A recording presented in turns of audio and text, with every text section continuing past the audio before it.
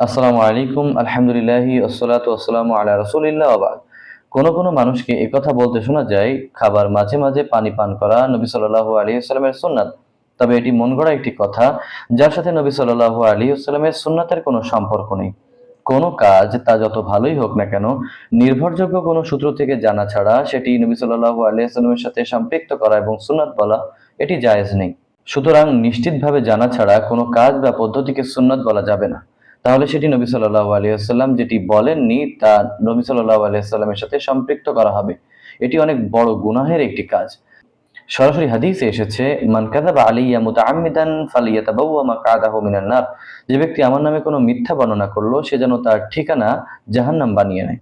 এজন্য কোনো বিষয় না জেনে আমাদেরকে সেই বিষয়টিকে হাদিস বলা, এটি অনুচিত। আল্লাহ তাআলা আমাদের সবাইকে সঠিক বিষয়টি বোঝার তৌফিক দান করেন।